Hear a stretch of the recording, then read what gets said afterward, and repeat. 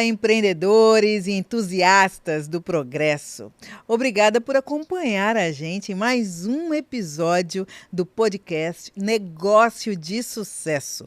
Eu sou Maria Gal, apresentadora, atriz, empreendedora e também sou anfitriã nessa jornada de troca de ideias sobre negócios.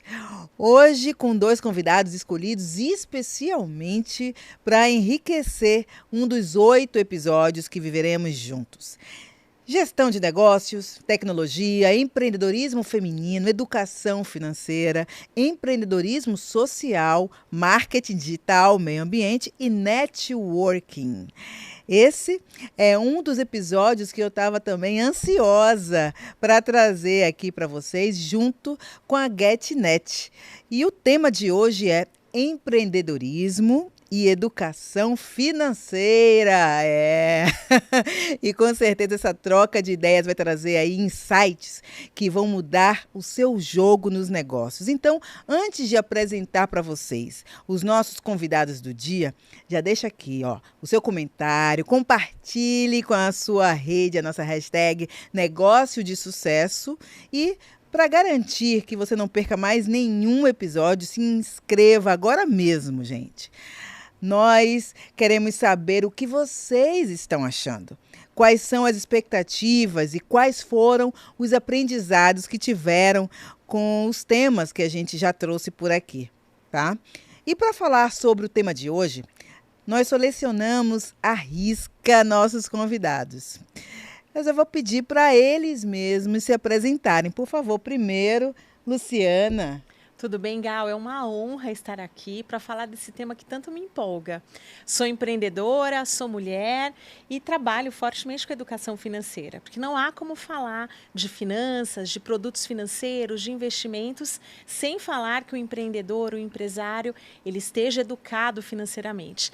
Tanto para que ele tenha aí uma vida melhor, tanto para que os negócios sejam negócios de sucesso efetivamente. Com certeza. Qual é o nome da sua empresa? A minha empresa é a RV4 Investimentos. E ela presta uma consultoria, é isso? Como é que é? Sim, a gente olha o cliente por todos os ângulos, né? Então, desde ali o empresário, pessoa física, até o negócio, quando ele se estrutura, as necessidades que ele tem de acesso ao crédito, a organização que ele tem, a gestão de caixa, porque é um dinheiro que não dá para ficar parado também na conta. A gente vai também ali buscar dinheiro quando esse empresário precisa, né? Para o endividamento, que ele seja saudável. Tem Sim. as dívidas ruins e tem as dívidas muito boas, que podem levar aí o negócio para um outro patamar. Sim, sim. Olha, depois quero saber sobre esse negócio das dívidas boas. Eu sou uma pessoa que tenho dificuldade para ter dívidas, mas ao mesmo tempo eu sei que às vezes é importante você se endividar para fazer o seu negócio crescer. Exatamente, né? Porque o capital de terceiros, ele pode levar a gente para um outro patamar, que de repente Sim. por falta de dinheiro, por falta de capital, né? E tem cases maravilhosos, por exemplo, de mulheres que começaram ali sem nada, com capital próprio, mas que quando recebem um investimento, aí é um salto. Aí é exponencial, né? Empregam muitas outras pessoas, levam a riqueza ali para a comunidade, para o entorno. Então, realmente, quando a gente fala de dívida boa, eu estou ajudando não só uma pessoa, mas uma comunidade inteira, muitas vezes. Maravilhoso. E você, Marco? O que é que você conta? Prazer em estar contigo, Prazer. Gal. Eu tenho uma empresa de consultoria chamada Aldas, né? Antes disso, trabalhei 10 anos no Pactual, que foi um dos grandes bancos de investimento do Brasil. Fundei a minha empresa 10 anos atrás, com outro sócio também daquela época. A gente trabalha com uma consultoria focada em 3 pilares. Governança, que é a convivência de sócio. Planejamento estratégico, né, que é definir para onde, como, com que ferramenta, com que time, com que recurso. E a parte do capital, exatamente obter esse recurso para poder fazer o empresário, né, atingir o seu objetivo. E na parte do capital, a gente atua tanto na parte de financiamento como na parte de compra e venda de companhia também. Já deu para ver que podemos criar aqui expectativas altas sobre o tema de hoje com esse time, né? Mais uma vez, a GetNet trazendo aí o melhor conteúdo, assim como traz o melhor portfólio de serviços e equipamentos para o seu negócio físico ou digital. Quero saber o seguinte, vocês já pegaram aí a caneta, o papel? Então, vamos começar, tá? Na maioria dos casos aqui no Brasil, o empreendedorismo surge a partir de uma necessidade, né? Inclusive, até eu também, quando empreendi, foi justamente por necessidade.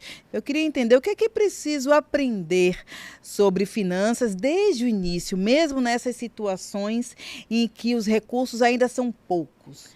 Sim, a primeira coisa é realmente separar o que é a GAL pessoa física, o que é o empresário pessoa física, Sim. do que é a pessoa jurídica, porque não é a mesma coisa, ainda que seja ali aquela empresária, né? A empresa normalmente começa nesses casos de necessidade com uma única pessoa, mas mesmo nesses casos eu preciso entender que eu tenho que separar logo de início. E a formalização, Gal, ela também é muito importante. Então, quando eu recebo ali todos os pagamentos, né, que a minha empresa ela precisa, por exemplo, por uma única maquininha, num único CNPJ, que eu tenho tudo aquilo ali internalizado, fica muito mais fácil de vir para o segundo momento, que é o controle. Porque quando eu controlo, eu sei dizer se o meu negócio realmente é bom ou se ele não é bom. Sim. Se ele está trazendo recursos ali aceitáveis, se a margem de contribuição é boa, porque muitas vezes, se você ali bagunça tudo, aí o seu negócio pode ser muito bom, mas você pega o dinheiro e vai lá, compra as coisas no supermercado para sua casa, coloca ali, né, tudo que é pessoal dentro da empresa e de repente não é o negócio que é ruim, é você que está ali desviando os recursos, está sangrando a sua própria empresa. Então, desde o início, é separar, é entender que eu preciso de um capital de giro. Então, muitas vezes a gente pega ali um serviço, quem trabalha com serviços, né? Pega um serviço legal, recebe uma grana legal, tem que entender que eu vou ter momentos ali que eu não vou ter aquele fluxo entrando, da mesma forma que quem trabalha com comércio. Sim. Eu tenho a sazonalidade, eu preciso entender que eu tenho que deixar ali um pouco de reserva para que eu consiga sobreviver nos períodos mais escassos.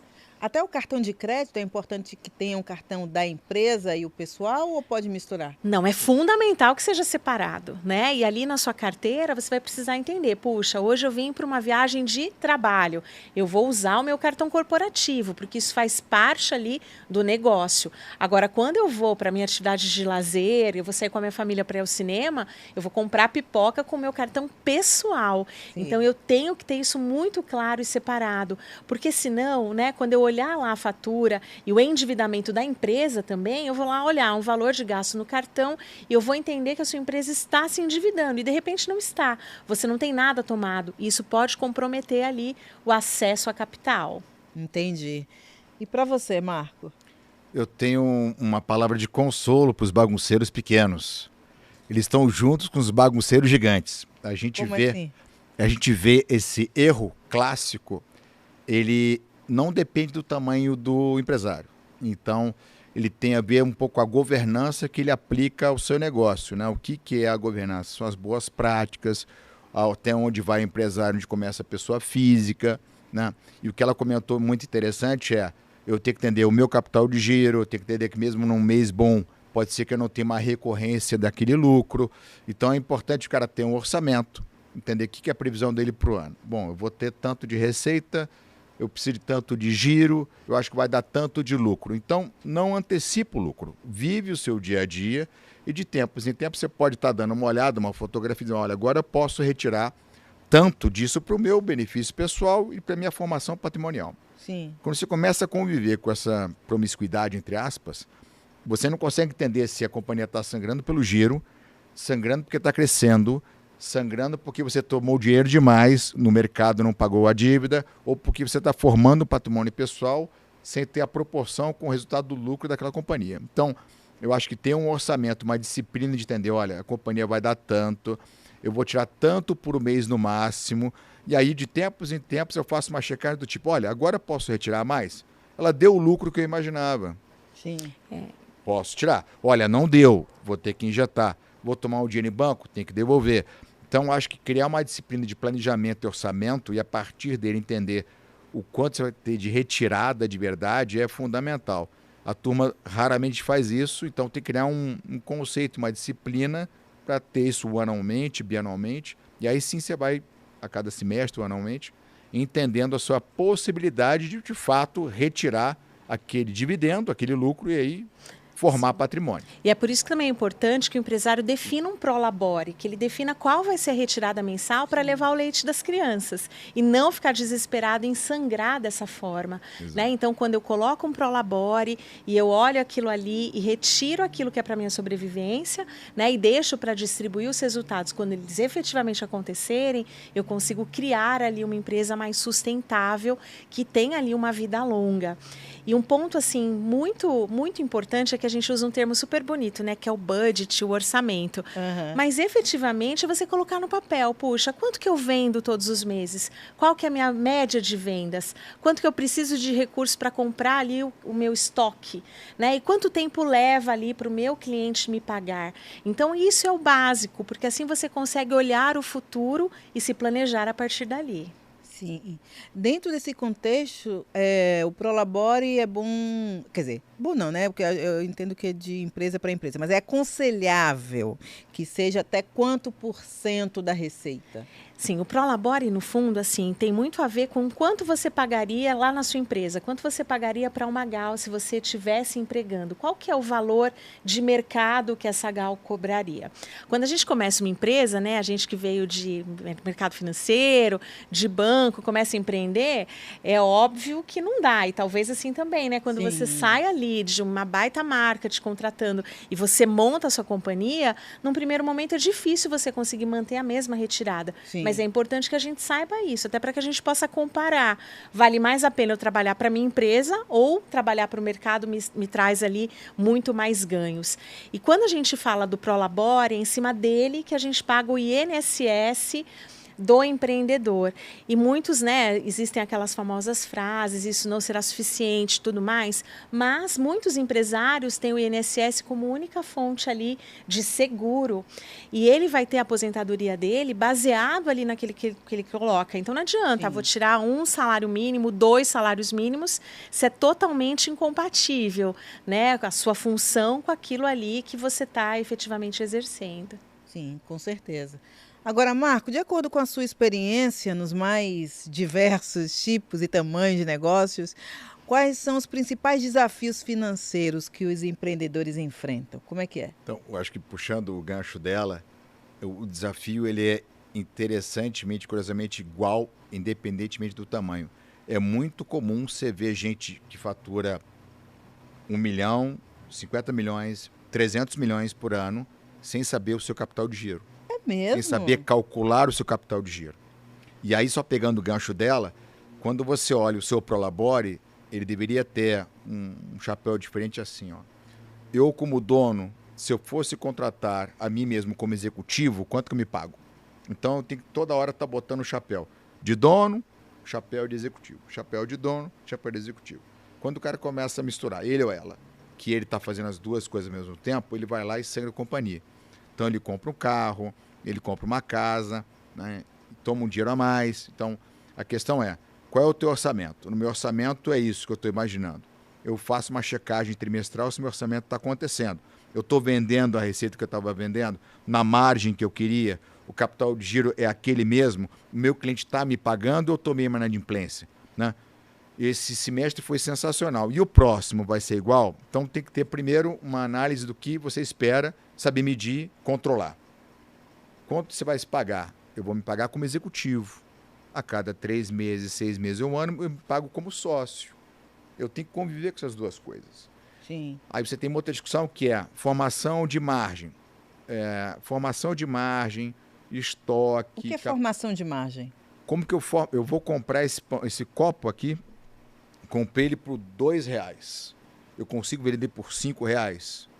Beleza, então eu vou ter uma margem de 5 menos 2, R$3. Certo. Essa margem ela é real? Eu vou conseguir de fato vender isso aqui por R$5 se a minha concorrência está vendendo por R$4,50? Ou se agora a nova moda não é mais esse tipo de coisa, é um copo de plástico que é R$2,80. Então entender a sua concorrência, entender se você tem um fornecedor que pode dar uma vantagem competitiva em termos de margem, aí você começa a ter discussões de importação contra a matéria-prima nacional, contra o produto nacional, mas se eu vou importar também eu tenho uma questão de giro, que eu também tenho que bancar na frente. Então o empresário tem que ter uma ciência de quais são os produtos que ele está comprando ou serviços que ele está entregando, a formação desse custo, o controle desse custo, a apuração desse custo, entender o seu concorrente, como é que está o mercado, meu produto, o meu serviço tem apelo, né? Eu consigo entregar esse orçamento para o ano ou é só uma fantasia, né? A cada quanto tempo eu tenho que medir esse negócio? Gente, é muita informação. Muita. Você falou de capital de giro, né? Que das pequenas até grandes empresas não sabem calcular. Como é que calcula o capital de giro? Se você perguntar para 50 pessoas como é que ela calcula o giro, ela nem sabe o que é. O capital de giro, ele é basicamente uma discussão de o que tem de meu dinheiro na sua mão e o que tem de dinheiro seu na minha mão. Eu vou contar um caos. Posso contar um caos? Claro, todos. Anos atrás, 50 mil anos atrás, eu tinha uma namorada e ela comprava joia para vender para o pessoal. Estava ali empreendendo. E um dia ela chegou chorando. Acho que me roubaram. Eu falei, como? Não, porque eu tinha tanto de dinheiro e vendi e... Cadê o dinheiro? Cadê o dinheiro? Eu falei, não, calma, peraí. Você vendeu para quantas amigas? Tá, amiga, tá. Quanto que ela te deve? Tá. Você comprou quanto de joia, ou semi-joia para vender? Comprei tanto. Então, o seu dinheiro tá, em parte, com as suas amigas que ainda não te pagaram, em parte, tá no teu estoque. Sim. Né? E se você está devendo para quem você comprou, você vai fazer um mata-mata. Então, a sua amiga te deve, esse dinheiro está voando. O dinheiro foi consumido pelo estoque, você deve para alguém. Então, esse jogo de contas a receber, que é o que você me deve, estoque, que é o que eu comprei, e quanto que eu dei para o fornecedor, essa combinação chama capital de giro. Sim. E esse capital de giro também ele muda todo mês. Então, por exemplo, se você é um cara varejista, no pré-natal, você tem um pênalti de capital de giro, porque você está comprando mais estoque. Né? Então, o capital de giro tem que ser calculado toda hora, ele muda toda hora, e as pessoas têm que entender como que ele impacta no fluxo de caixa da companhia. E um outro negócio, só para deixar o pessoal bem confuso e bem interessado em aprender mais, você pode ter, por exemplo, ciclos da tua companhia onde você está dando caixa, mas não está dando lucro. Porque como o capital de giro ele aumenta e diminui, ele flui ou não o caixa para a companhia. Então, eu posso ter, por exemplo, uma companhia, uma empresa de qualquer estágio, onde ele está super crescendo, está dando lucro, mas ele está consumindo dinheiro em abrir loja, em contratar time. Então, eu posso... Está aí a brincadeira de você quebra no crescimento, quebra no sucesso. Porque eu posso ter uma loja, tive sucesso, opa, estou me sentindo bem. Sim. Faço uma outra loja, abro, faço reforma, retrofit, contrato gente, reformo isso, compro equipamento. Então, apesar de eu estar dando lucro, eu estou consumindo o meu caixa. Sim. E eu posso quebrar no crescimento. E a gente tem um monte de história de gente que com sucesso, e apesar do sucesso, ou por causa do sucesso... Quebrou porque cresceu muito. Então, também uma outra discussão que a gente baralha aqui, que é, além de você ter que entender o seu capital de giro, o capital de giro e o investimento, essas duas coisas consomem a sua banda de dinheiro. Então, o empresário, quando está crescendo, e a gente vê isso muito nos clientes nossos, pô, meu dinheiro está aqui, eu estou há 20 anos trabalhando no negócio, há 15 anos trabalhando no negócio, e eu estou rico no papel. Sim, você está rico no papel porque você continua crescendo todos os anos o dinheiro é reinvestido na companhia, seja ela o tamanho que for, trazendo mais gente, contratando serviço, contratando software, reformando o escritório, né? Abrindo uma nova loja, e com isso aquele dinheiro que você deveria botar para você e comprar a sua casa, você está botando no negócio. E ao botar no negócio, você não bota no seu bolso. Sim. O que o empresário faz? Como ele fica chateado, ele ou ela, que trabalhou muito e merece, ele além de investir no negócio, ele também retira. Quando ele faz essas duas coisas ao mesmo tempo, acontece o quê? Vai quebrar. Exato. Entendi. Agora, você quer falar, né? Tem uma pergunta. Vai pegar o gancho. Para não fugir. Vai pegar o gancho. O capital de giro é bom ter ali equivalente a 3 meses, não é? O capital de giro, ele tem uma regra de dedão, que é bom você ter um X tempo, né? Que você tem dois conceitos. Eu tenho o conceito do caixa mínimo que eu deveria ter. O caixa mínimo é isso. Puxa, eu deveria ter um dinheiro em caixa tal que me aguente 90 dias ou 60 dias. Isso é o conceito de caixa mínimo. Tá? E o empresário e a empresária, não depende do tamanho dele, eles têm essa confusão. O caixa mínimo é isso que você fala. Puxa, era ideal você ter 90 dias de caixa mínimo. Perfeito, eu também concordo. O capital de giro é uma outra discussão. É o quanto do dinheiro está consumido nesse ciclo operacional.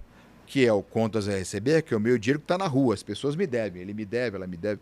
O estoque, então eu paguei e comprei estoque. Então essa brincadeira do dinheiro está empregado no contas a receber e no capital de giro, menos que eu devo a alguém, aquilo é o conceito do capital de giro. É um dinheiro que deveria estar no meu bolso, mas está dentro da operação. E o caixa mínimo é o quanto de dinheiro que eu estou confortável por política minha interna, seja eu dono de uma franquia, dono de uma padaria ou de uma loja de cosmético, e um cara bilionário da fazenda. Então eu tenho sempre dois conceitos. Um é o caixa mínimo, Entendi. que eu tenho que ter para tocar, e o outro aqui que é o capital de giro, que é o dinheiro que eu empreguei na operação. E o que eu empreguei na operação? Comprando estoque, financiando o meu cliente. Esse dinheiro não está no meu bolso, ele está por aí, etéreo. Um dia ele volta para mim. Quando que ele volta? Quando o ciclo operacional volta. Eu comprei o material, vendi, financiei o cliente, ele foi lá, me pagou, voltou o dinheiro. Esse tempo é 60 dias, 90 dias, dependendo do cliente, dependendo da operação, é 120 dias. Se eu faço uma importação de um produto lá no exterior, ele demora. Né? Se eu sou um cara que abriu uma indústria, até fazer o payback dessas coisas. Se eu sou um agricultor, também tem o seu tempo. Né? Então, o capital de giro tem a ver com o ciclo da minha operação. Quanto mais curto ele for, melhor, porque o dinheiro vem e volta. Entendi. O caixa é quanto que eu estou confortável de ter no mínimo. Tem gente que fala assim, para mim 30 dias está bom. Tem pessoas mais conservadoras que dizem, não, para mim 90 dias é o mínimo, né? Então, esses dois conceitos sempre... Eu estou trabalhando com 90 dias na minha empresa. Isso. Que é assim, eu sou a Gal. Eu quero ter 90 dias de caixa, porque eu quero passar por flutuações. Eu posso ter um janeiro fraco, por exemplo, porque um pós-natal é sempre um janeiro ruim de negócio. Eu quero ter um dia para passar tranquilamente ali. Então, você vai trabalhar dois conceitos, que é caixa mínimo e capital de giro. Caixa mínimo é, se a companhia parasse de tocar as coisas hoje, eu tenho que pagar o meu time, né? Eu tenho 90 dias. O capital de giro eu tenho o dinheiro meu empregado no ciclo operacional como um todo. Lu, E só para completar essa questão do capital de giro, né, é muito assim, é fundamental que eu saiba negociar prazos com o meu fornecedor e que eu também avalie qual é o prazo que eu concedo para o meu cliente. Então, quando eu negocio mal com o meu fornecedor e pago ali à vista, e aí quando eu estou no varejo, alguém vem ali comprar uma mercadoria, eu pergunto de imediato, você quer parcelar em 10 vezes sem juros? Eu estou alongando este meu ciclo. Então, eu preciso entender porque esse descasamento é que vai gerar a necessidade do capital de giro, né? A mesma coisa, eu estou prestando um serviço e de repente ali eu tive que voar, tive que me hospedar, tive que andar de um lugar para o outro, né? E de repente ali vão me pagar daqui 60, daqui 90 dias, então eu estou descasando as duas coisas. entendi. É muito bonito, mas tem que estar na conta. Exatamente. Tem um caso clássico, posso falar que o nome da empresa que já é velho e sabido. Né? Quem é alguém aqui nunca comprou um sapato na Netshoes? A Netshoes ia lá, financiava você, era uma maravilha. Só que o ciclo operacional dela era horroroso. Por quê? Você pagava em X vezes e ela comprava o estoque à vista para poder ter margem.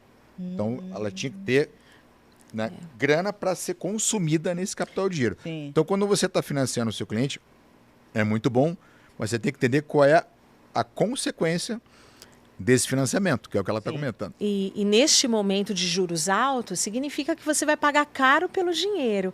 Então, quando eu tenho ali um capital circulante, né, líquido, que deveria ser um valor suficiente para ter essa tranquilidade, quando eu inverto as coisas e eu devo mais no curto prazo do que eu tenho para receber ali dentro dos 30, dos 60, dos 90 dias, eu vou ter que tomar dinheiro emprestado. E quando eu tomo dinheiro emprestado para o curto prazo, que é a conta garantida, o limite do cheque especial, né, a antecipação também vai entrar ali, quando vira aquela coisa que deixa de ser saudável, porque para tudo eu preciso pegar dinheiro emprestado, né? Então tem algo errado, porque eu acabo pagando muito mais caro do que a margem que o negócio me traz. Sim. O ideal é ter essa renda mínima que você falou? Como é que chama?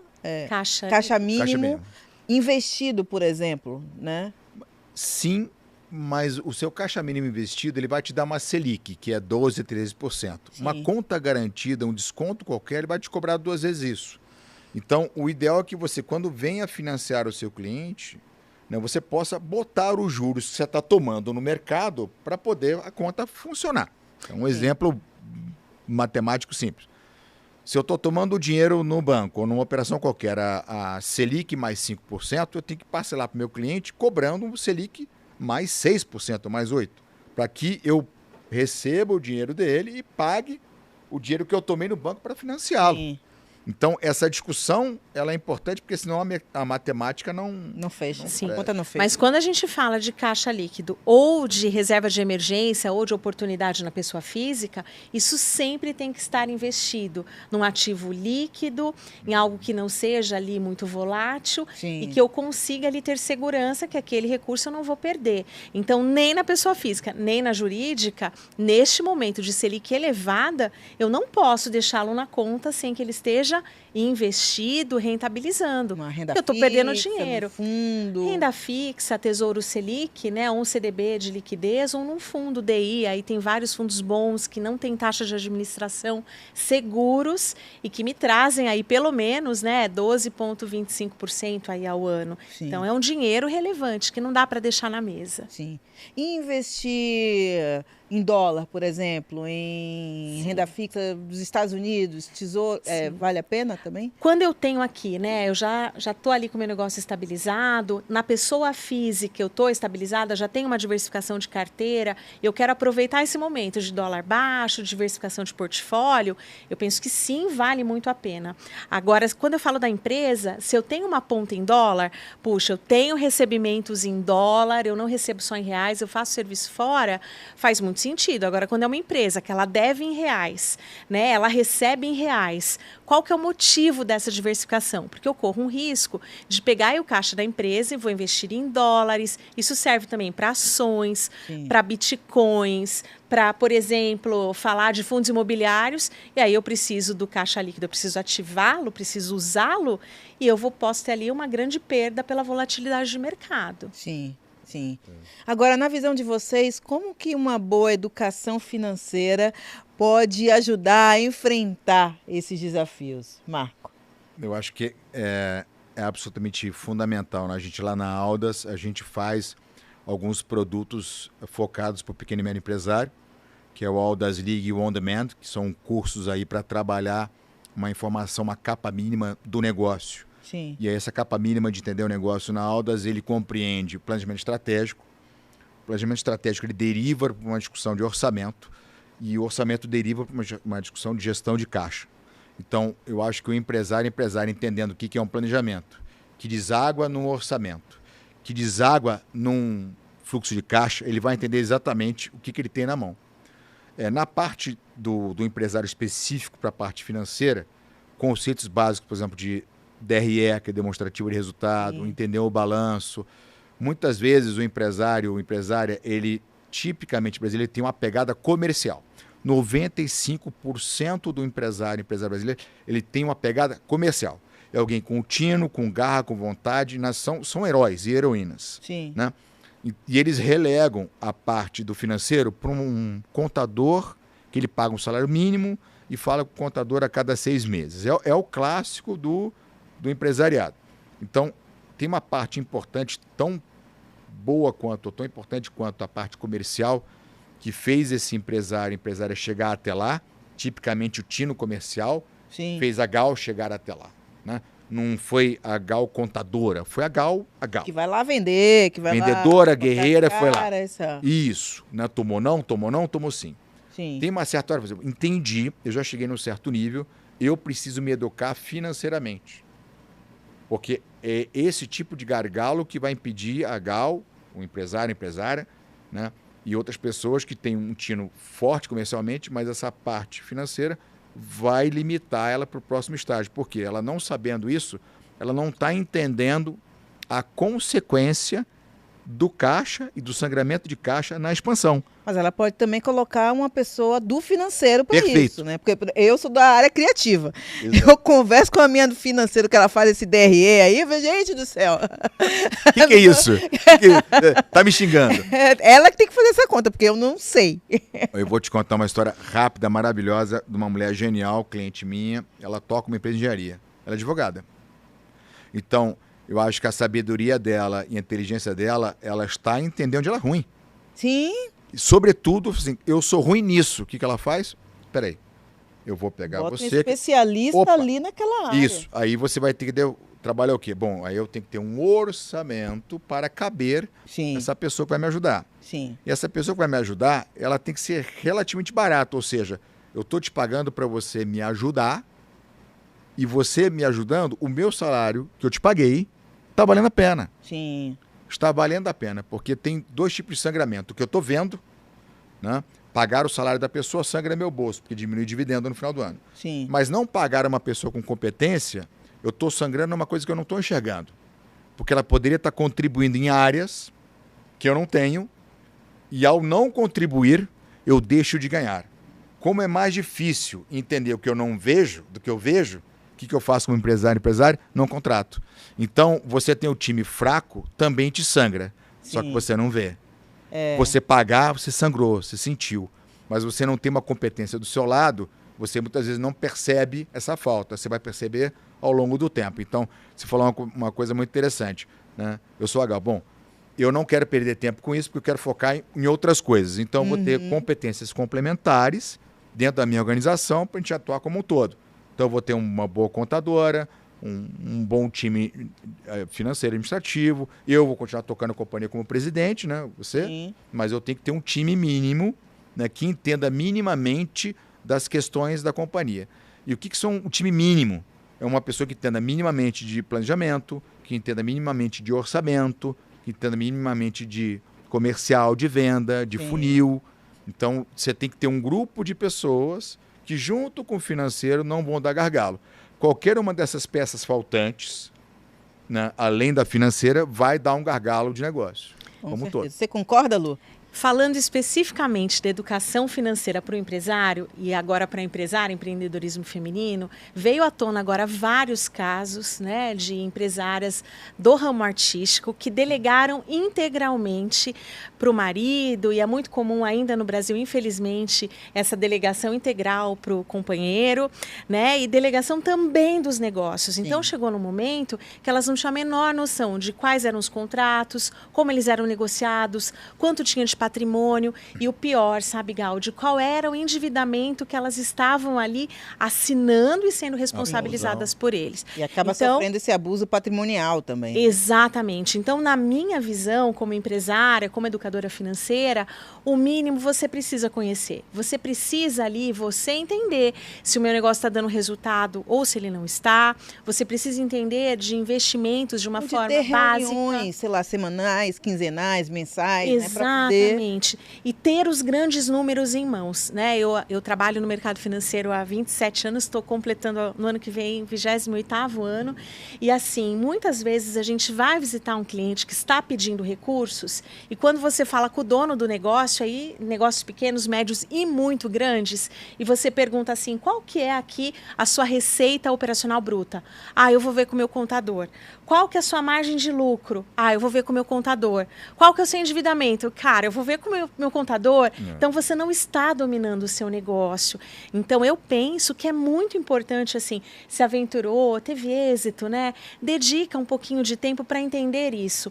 Onde está sendo investido o meu dinheiro? Eu estou me endividando? O que está sendo dado como garantia? Porque muitas operações de crédito, elas exigem ali uma garantia, que às vezes é a tua casa, sim, é o teu carro, é a tua empresa, e é um contrato que você firmou. Sim. Então, quando eu deixo de uma maneira muito ampla, né, é fundamental que eu tenha pessoas competentes, pessoas que tenham essa complementariedade, mas eu preciso ali, né, me esforçar para entender ali o básico, para que eu não passe por uma situação assim. Sim. Agora, Lu e Marco, quais são os indicadores financeiros mais importantes para se considerar durante a jornada empreendedora? Sim, eu penso que a primeira coisa, assim, tá dando lucro o negócio? Ele me dá lucro ou não dá? Porque muitas vezes o empresário ele também se engana. Mas é bom medir isso Porque, assim, desculpa te cortar, mas é bom ter essa medida por qual período? Porque pode ser que um mês dê, um outro não. Né? Quando a gente olha exercício, a gente olha um ano, né? Normalmente a gente olha um ano e as empresas maiores fazem ali os balancetes trimestrais. Então, eu também consigo perceber, frente ao orçamento que o Marcos colocou, se eu estou aderente ou não. Eu planejei que eu venderia tanto e teria tanto de lucro. Eu cheguei ali no terceiro mês e não aconteceu aquilo, ou eu comprei mal, ou eu vendi menos, ou eu me endividei e estou pagando um custo financeiro elevado ali, que é o custo do serviço da dívida está muito alto, né? Mas eu preciso saber, dá lucro ou não dá? Senão, muitas vezes, a gente vê ali empresários se enganando e o negócio nem é tão bom quanto ele acha que é, né? Porque quando a gente fala aqui, né, de resultado operacional antes dos lucros e dividendos, né, que é o que a gente chama de EBITDA, puxa, o seu negócio sem o custo da dívida, ele é bom, né? Você tem eficiência operacional, porque pode ser um problema de fluxo de caixa, pode ser um descasamento, mas ele é um negócio bom. E o que mata mesmo a empresa, sabe, Gal, é o fluxo de caixa. Então, não é assim, só dá lucro ou não dá, é a forma que as coisas se movimentam no seu caixa. Entendi. Puxa, o dinheiro entra depois que eu tive que fazê-lo sair e aí eu preciso tomar dinheiro emprestado, porque eu não tenho ali, né, fôlego para passar por essas situações. Tem uma frase sábia de um amigo meu que ele fala assim: você pode mentir para todo mundo, menos para o caixa. Você pode manipular a receita, você pode fazer o que você quiser, pode fingir para você mesmo, mas o caixa você não mente para ele. Tá lá, você vai pegar o extrato do banco, pau, acabou. Quanto entrou, quanto saiu. Não pode, você não consegue mentir para o caixa. Contra números não há argumentos. Esse não tem jeito. Então, essa é uma parte mais importante. E a questão do financeiro, tanto quanto a questão comercial, né, como eu já falei, 90% das pessoas são comerciais. A pessoa... 90%? 90% do cara empresária, ele vem com o tino comercial. Você diz, eu sou um contador, então eu quero ser um grande empresário. Não, você tem grandes empresários que depois se associaram com pessoas que tinham um saco, porque é chato. Sim. A contabilidade é chato, mas é importante. Então, o que a Lu comentou, que é capital de giro, ciclo, sazonalidade, margem bruta, entender seu estoque, né, porque tem estoque que é perecível, o cara tem um supermercado, né? Tem o tema que você levantou, que seria a periodicidade do negócio. Sim. Quando você pega, por exemplo, o comércio, quando você está olhando agora novembro, dezembro, muitos negócios, em novembro, dezembro, ele fez quase que o resultado do semestre. Porém, o janeiro, fevereiro dele vai ser ruim. Sim. Então, a sua colocação foi, como que ele deve medir? Então, ele deve dizer, olha, eu vou fazer esse ano, o ano de 12 meses, ele vai ter, o primeiro trimestre responde por 10% do negócio, porque eu sei que o último trimestre responde por 45% do negócio. Então, você também tem pesos diferentes ao longo dos trimestres. Sim. Porque dependendo do seu negócio, o último trimestre, por exemplo, foi muito importante. No caso, por exemplo, no varejo tradicional, onde vai ter consumo, você vai ter uma Black Friday, você vai ter um Natal.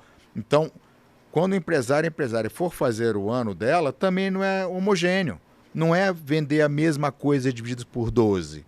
Eu tenho momentos diferentes de venda, eu tenho ciclos do capital de giro também que vão diferir. Se eu estou vendendo muito em dezembro, eu comprei muito em outubro. Então, em outubro, eu tive que comprar um monte, sangrou o meu dinheiro, vendi pouco. Em dezembro, eu vendi, recebi o dinheiro. Em janeiro, tem um mês fraco de novo. Então, eu tenho que meio que programar esses picos e vales para tocar meu dia a dia. Sim. Se eu fizer um orçamento simplificado, que eu vou vender 12, 1 milhão por mês, vai errar muito. Agora, Marcos, você está falando muito do aquele empresário que é B2C, né? E o B2B, como é que é? O B2B, ele tem outros perfis, né? Eu tenho a maneira como eu trabalho marketing é diferente. Se eu trabalho com consumidor é uma coisa, se eu trabalho B2B é outra. Sim. Eu tenho uma coisa é o risco da pessoa física me pagando, outra coisa é o risco da pessoa jurídica me pagando. Eu tenho análise de crédito diferente, né? Eu faço análise de crédito do perfil do consumidor de uma forma, da empresa para a qual eu vendo outra.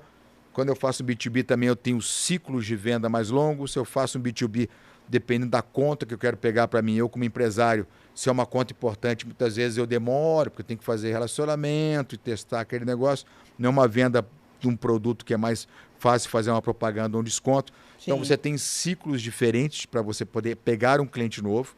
Tem uma questão mais reputacional também, que você demora um pouco mais para criar aquela confiança. Por outro lado, a questão do marketing, eventualmente você pode jogar ele mais tranquilo. Se eu tenho uma venda para o varejo, eventualmente eu tenho um gasto com marketing maior, Sim. e uma análise de comportamento do bolso do consumidor mais ligada à inflação e outras coisas. Sim. Um B2B tem mais a ver com o mais perfil do cara. relacionamento também, né? O B2B, né?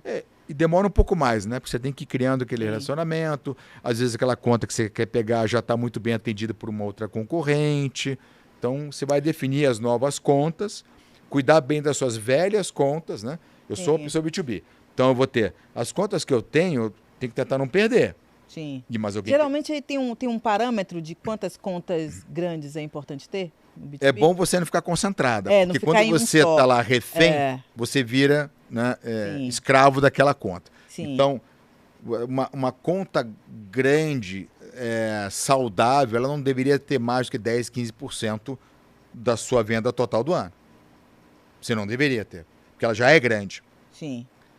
10, 15% já é uma conta grande. Se esse cara corta você já sente na tua receita. Sim. Então, até uns 10%. Até uns 10%. Razoável, com uma conta grande. E no meu orçamento do ano, eu acho interessante ter 50%, 60% das contas do ano anterior, que eu vou renovando, vou mantendo, vou nutrindo, e ter o outro ano com novas contas, mas sem concentração. Então, eu sempre estou tendo um ano mixado entre o que eu tinha de cliente antigo, cuidando dele, e o cliente novo vindo ao longo do tempo. Sim. Muitas vezes o orçamento do pessoal sai errado, onde o pessoal é muito romântico no primeiro início do ano, ele acha que vai pegar todas as contas novas do ano no primeiro trimestre. Não é verdade.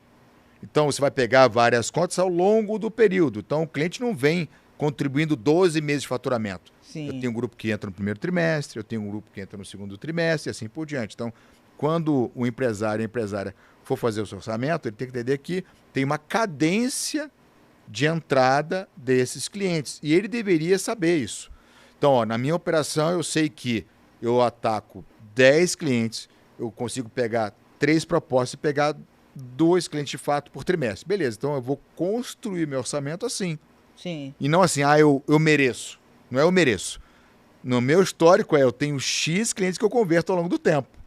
E aquilo vai dar um resultado final. Então eu tenho que entender qual é a métrica de trazer aquele cara, em que tempo eu trago aquele cliente e quanto de margem aquele cliente me dá também. Então é importante, esse tipo de cliente me dá dinheiro. Esse aqui, normalmente cliente estratégico que te sangra, né? Você fala aquele estratégico só para você se auto-enganar. Então, pô, esse cara não tá legal, eu vou demitir ele. Não tá bom para mim. Então, quando você puder ter essa noção, dizer, pô, esse tipo de cliente é bacana, eu entrego para ele uma oferta legal, ele me paga decentemente. Esse aqui me exige demais. Olha, ou vamos renovar de forma diferente o contrato, ou eu vou ter que te demitir. Porque você, como empresário, também pode demitir o seu cliente. Uhum. Sim, você concorda, Lu? Do ponto de vista financeiro, a minha experiência também no B2B demonstra que muitos clientes eles são espremidos pelo fornecedor. Então, quando a gente fala, por exemplo, da indústria, né, temos vários clientes que fornecem para a indústria de aviões, a indústria automotiva, os prazos que para ele te pagar são muito longos. 90, 60, 120, Gal. Tem sido muito comum agora no Vale do Paraíba, por exemplo, terem alargado para 120 dias. Eu trabalhei muitos anos atendendo o segmento de saúde, hospitais, por exemplo. Eles fazem o serviço, atendem o paciente e depois isso vai para a operadora de saúde, que muitas vezes é um termo que se chama glosar.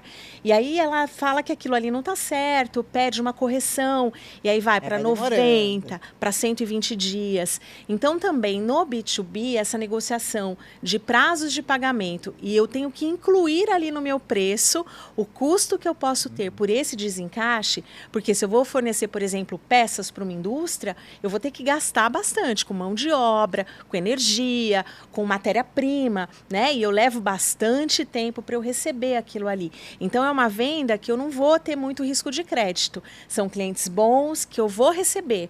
Porém, se eu tiver uma margem apertada, né? Ou seja, o quanto sobra efetivamente, se for pequeno, eu vou ter que tomar dinheiro emprestado e aquilo ali será totalmente consumido.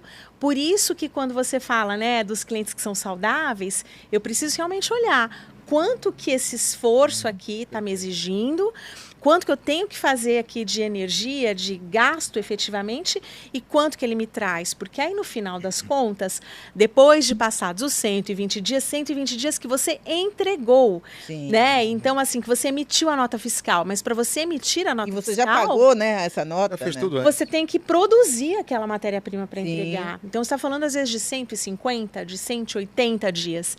Então, eu preciso fazer bem esse cálculo, porque pode ser um cliente que eu não quero ter. Tem um padrão, assim, 120 dias, cobrar mais 20%?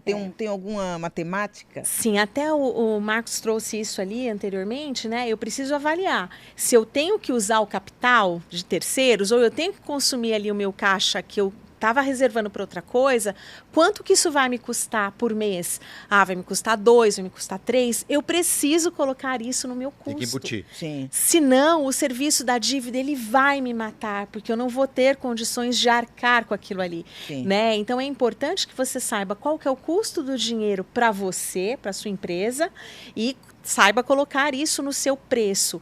Então, muitas vezes existe uma intimidação. Por quê? É um contrato grande, que pode fazer muita diferença ali no ano, mas que ele vai te custar muito caro. E é por isso, né, que quando você fala para o empresário concentrar os recebimentos no CNPJ dele, que ele tenha ali garantias que ele possa dar, e, por exemplo, quando você recebe em cartão, né, são recebíveis que você consegue alavancar crédito a partir dali, você não tem essa única dependência, porque esses contratos de antecipação, eles se chamam confirming, né? Que é aquela grande empresa que fechou com um grande banco e ela está recebendo o rebate. Então, realmente, ele está ganhando 2 vezes. Sim. Ela está fazendo você trabalhar com o seu dinheiro e depois ela ganha uma parte ali daquilo que você teve que antecipar.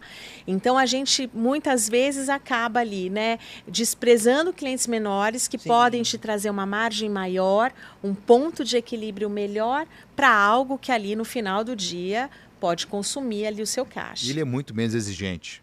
O menor, ele é sim. muito menos... Ele está mais feliz, mais fácil com você. Então, acho que essa conta sempre tem que ser vista com muito, muito carinho, muito respeito. Ela seduz, mas ela é perigosa. Com certeza. Agora, além das maquininhas, a GetNet oferece um ecossistema completo de soluções de pagamento. Tem o GetPay, que é o link de pagamento, né? Tem a antecipação de recebíveis, tem a gestão de pagamentos. Além disso, é uma parceira na capacitação dos empreendedores, criando conteúdos exclusivos sobre empreendedorismo, finanças, dicas de vendas, dicas sobre marketing. Tudo isso no blog Negócio de Sucesso e também nas redes sociais. É um mix completo para ajudar na gestão e organização financeira de negócios de todos os tamanhos e todos os setores. Agora eu queria saber o seguinte de vocês. Na visão que vocês têm, qual é a importância para o empreendedor contar com uma empresa parceira para gerenciar as suas finanças?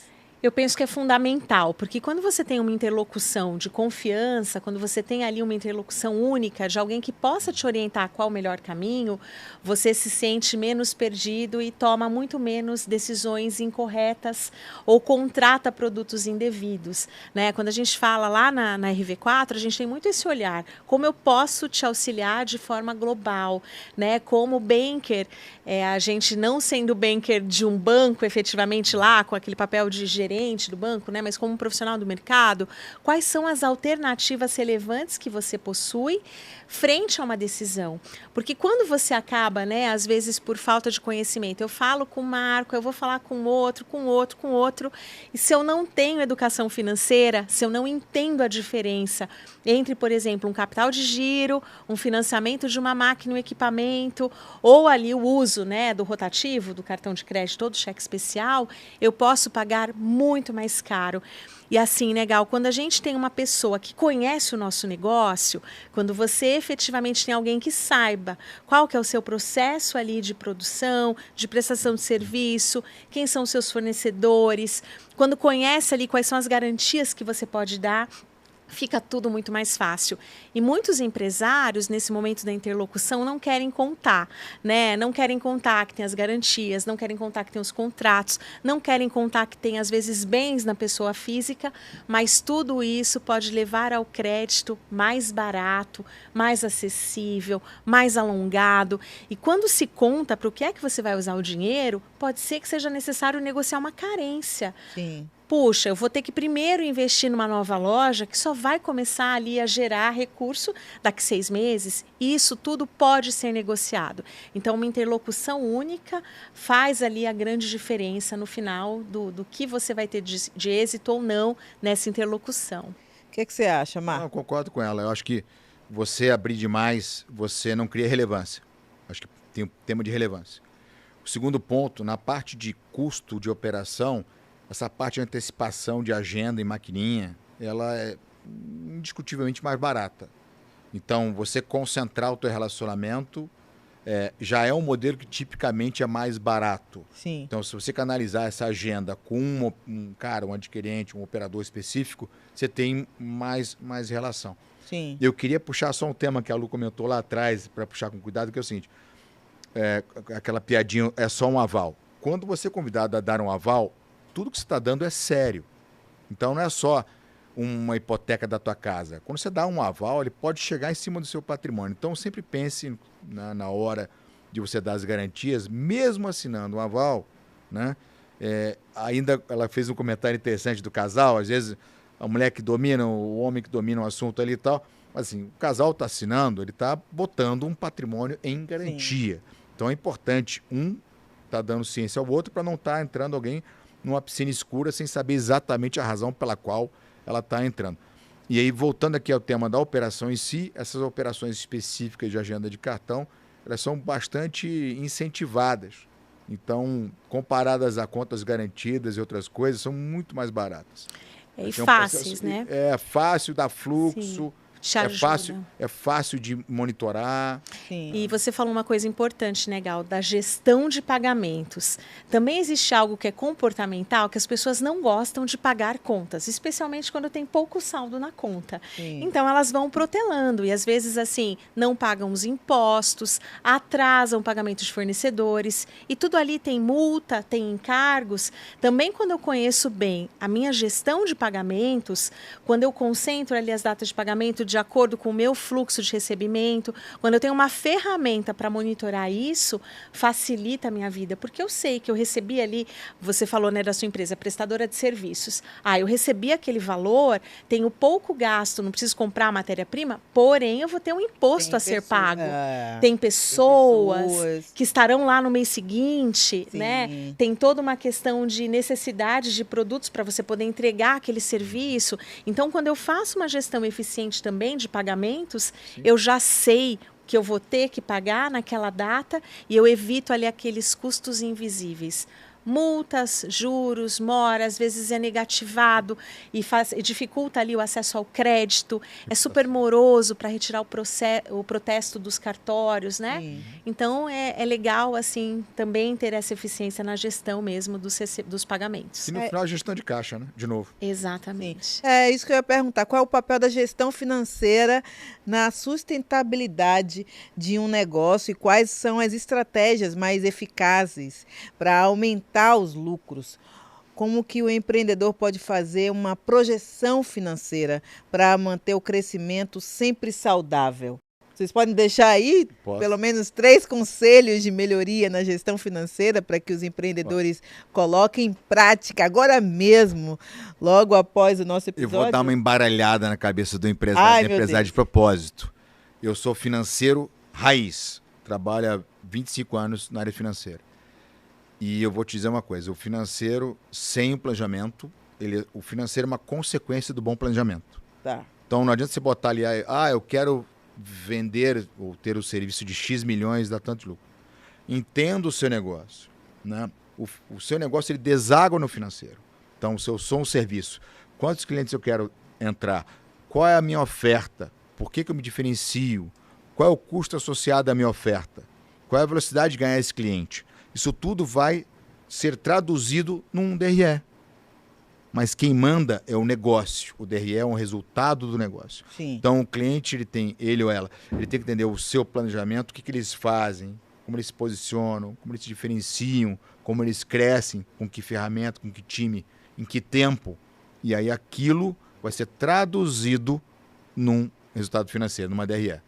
Aí vai fazer uma DRE, vai apurar o que eu imaginei que ia dar de receita, margem, lucro e caixa. Está dando? Se não está dando, por quê? Qual foi a premissa lá atrás que eu fiz de errado? Então, essa combinação do que eu faço, né, e como me diferencio, e a questão do DRE são duas coisas que estão sempre conectadas. Eu tenho que estar sempre revisitando essas coisas. E olhar o DRE e o caixa com uma pessoa que saiba fazer. Se não sou eu, alguém competente, meu sócio, minha esposa, meu marido, enfim, que vai estar junto ali naquela definição de para onde vamos, como vamos, com que risco tomamos, com que velocidade vamos, porque o crescimento também quebra. Sim. Sim, na minha visão aqui, os 3 conselhos, o primeiro é invista em educação financeira, porque quando você conhece ali produtos e serviços financeiros, quando você investe bem o seu dinheiro, significa que você está valorizando as suas horas de trabalho, o que você investiu de capital na sua empresa, Sim. o seu negócio e a sua vida enquanto pessoa, né, dona daquele negócio. O segundo ponto é conheça os indicadores e tenha indicadores que sejam mensuráveis. Quanto efetivamente eu quero ter de margem, qual que são aí os prazos de pagamento de recebimento, qual que é o custo do dinheiro para o meu negócio. Sem indicadores, eu não consigo medir se é um bom negócio ou se é um negócio ruim, né? Eu não consigo ter parâmetros para essa eficiência. E o último conselho é cuide do seu caixa, como eu falei, né? O fluxo de caixa é ele que pode matar um excelente negócio, um negócio bom, que aproveita uma grande oportunidade, que atende uma necessidade de mercado, mas que se autoestrangula por uma gestão ineficiente ali do caixa. Com certeza. Qual é o Instagram? Qual é o seu Instagram? como que te acha, para quem está nos assistindo aqui? Eu preciso dessa educação financeira. Como é que te acha? Meu Instagram é @LucianaIquedo. E você, Marco? @Aldas com 2 Ds, AUDDAS, _. E o site aldas.com. Tem um site também, Lu? Tem, eu vou passar da minha empresa que é rv4investimentos.com.br e tem o meu site que é lucianaiquedo.com.br. Maravilha. E o meu é Maria Gal Real, tá? Gente, até eu vou sair daqui cheia de insights sobre esse tema, mas a gente pode recapitular, né? Quais foram, assim, algumas palavras-chave, frases-chave que vocês falaram que a gente pode aqui relembrar? São vários. Educação financeira, Margem bruta, caixa líquido, DRE. lucro, DRE, sazonalidade, Conheça os seus números, educação. não indicadores. delargue, né? Tem indicadores, Sim. tenha pessoas de confiança, mas também você conheça o seu negócio. Caixa mínimo. Caixa mínimo, Essa aí você capital de giro. chegou bem no Essa- início, 90 dias. Depois eu vou verificar lá. Se tá com 90 dias. Gestão Legal, financeira. Meu Company. financeiro é isso aí. Gestão financeira ali, efetivamente, do caixa. Sim. Maravilhoso. Olha, eu quero agradecer imensamente aqui essa conversa, esse papo aqui que foi descontraído, mas ao mesmo tempo cheio de informação, né, para quebrar aqui a nossa cabeça, mas é muito importante para a gente lidar melhor com os nossos negócios, né? Muito obrigada pela presença de vocês. Prazer, foi ótimo. Eu que agradeço, excelente, que tenhamos aí muitos negócios de sucesso. Por favor. E obrigada a você também, ouvinte. Foi uma honra trazer esse episódio tão enriquecedor para o seu negócio de sucesso. Então é isso, gente. Se inscreva, avalie, comente, porque juntos a gente vai construir uma rede de empreendedores bem-sucedidos. Até o próximo episódio.